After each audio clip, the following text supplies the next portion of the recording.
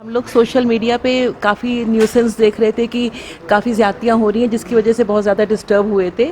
तो उसको इंश्योर करने के लिए पर्सनली हम लोग ने यहाँ विज़िट किया नूह में, सोना में, ताकि आके खुद अपना ग्राउंड पे आके देखें कि क्या कंडीशन है, क्या पोजीशन है।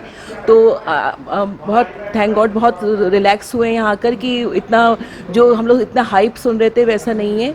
तो जो और बाकी लोग हैं अगर इस वीडियो को देख रहे हैं तो काइंडली दे शुड अंडरस्टैंड कि इतना हाइप ना इसको क्रिएट करें, और जहाँ तक हो सके कोशिश करें कि सब जैसे मिलजुल के रह रहे हैं ऐसे ही मिलजुल के रहें।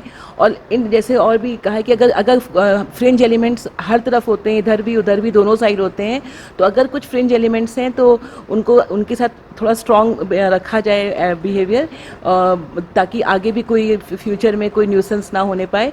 But we are very thankful और अच्छी हमें खुशी है कि एमजे खान सर की गाइडेंस में हम लोग यहाँ पर आए और ख़ुद हमने अपनी आंखों से आके बिलीव किया।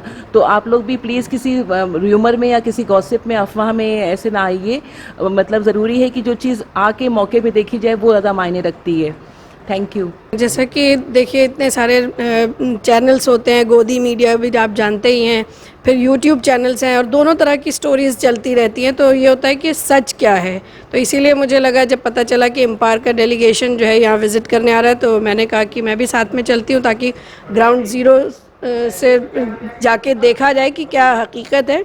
तो मैं अपना जो पर्सनल ऑब्जर्वेशन सिर्फ एक बताऊंगी। जो जब हम लोग यहाँ पुलिस कमिश्नर साहिबा से मिलने के लिए गए, तो वहाँ पर जब हम लोग वेट कर रहे थे तो बहुत सारे जो है वो मतलब नॉन मुस्लिम थे, जो पूरा ग्रुप आया था। उनकी ये शिकायत थी कि भाई उनके लड़के को जो है पुलिस ने पकड़ लिया 4 दिन से और छोड़ नहीं रही। तो उस पर वहाँ पे मैंने सुना, मैं वहाँ पे वेट कर रही थी कमिश्नर साहिबा से मिलने का, तब की बात है। तो पुलिस वाले ने बोला कि भाई जो भी बेगुनाह हैं, जिनको हमने पकड़ा और देखा कि वो गलत नहीं है, तो हमने उन्हें छोड़ दिया है।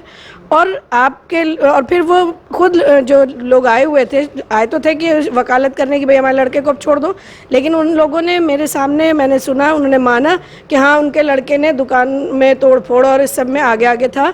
तो उन्होंने कहा पुलिस ने कि जब आपका बेटा इस सब में था तो फिर हम उसको अभी नहीं छोड़ सकते।